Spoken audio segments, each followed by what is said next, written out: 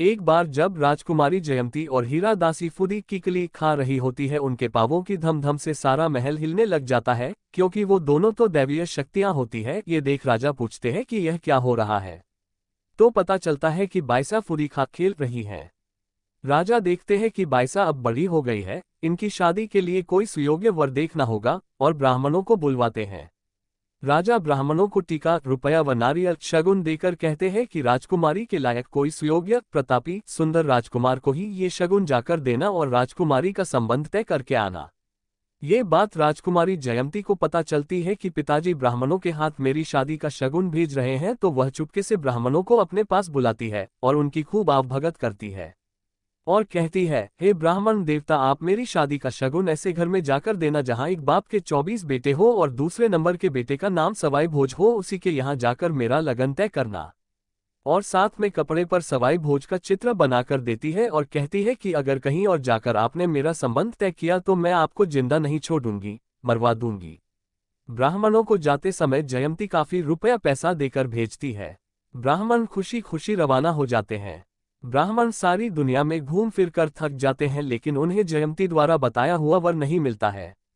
यहाँ तक कि उनकी हालत इतनी दयनीय हो जाती है कि उनके कपड़े फट जाते हैं, दाढ़ी बढ़ जाती है, भिखारियों से भी बदतर हालत हो जाती है।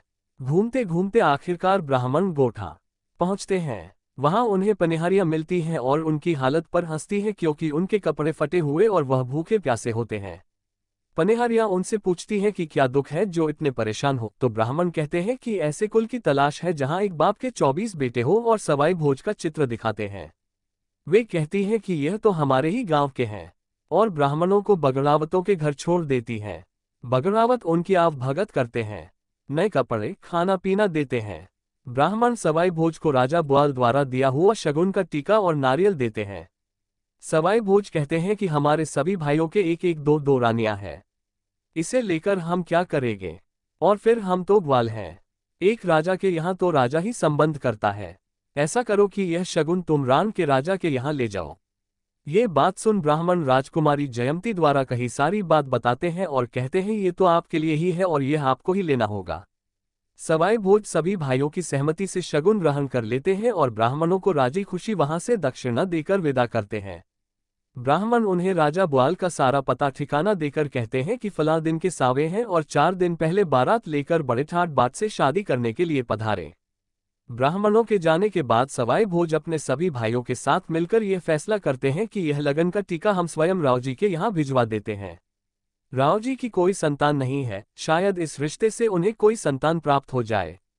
जब राव जी को शगुन का टीका नारियल मिलता है तब राव जी कहते हैं कि मैं तो अब बूढ़ा हो गया हूं और टीका लेने से आनाकानी करते हैं।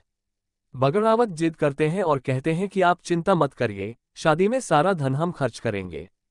राव जी कंजूस प्रवृत्ति के होते हैं, खर्चे की बात सुनकर तैयार हो जाते हैं। बगड़ावत राव जी से कहते हैं हम बारात में इधर से ही पहुंच जाएंगे, आप उधर से सीधे पहुंच जाना, हम सब बुवाल में ही मिलेंगे। शादी के लिए निमंत्रण भेजे जाते हैं। पहला निमंत्रण गणेश जी को और सभी देवी देवताओं को, फिर अजमेर, सावर, पीलोदा, सरवाड़, भीलमल और मालवा सभी जगह निमंत्रण भेजे जाते हैं। राव जी के ब्याह की खुशी में गीत गाए जाते हैं, उन्हें उपटन लगाया जाता है, नहला धुला कर उनका श्रृंगार किया जाता है। इधर 24 बगड़ावत भाई सज-धज कर अपने घोड़ों पर सवार हो बुआल के राजा के यहाँ पहुंच जाते हैं। उन्हें बाग में ठहराया जाता है। बारात में आए हुए बगड़वतों को देखकर नीमदेव जी कहते हैं कि बगड़ावत तो ऐसे सच कर आए हैं जैसे कि शादी इन्हीं की हो रही हो। सबके सिर पे मोहर बंधा होता है। हीरा सभी बगड़ावतों का स्वागत करती है। जब जयंती को पता चलता है कि बगड़ावत आ गए हैं, वह हीरा से पूछती है कि सवाई भोज दिखने में कैसे हैं, और वह सवाई भोज के बारे में ही पूछती रहती है। हीरा जयंती के मन की बात जानती है, इसलिए सवाई भोज को कलश बंधाती है।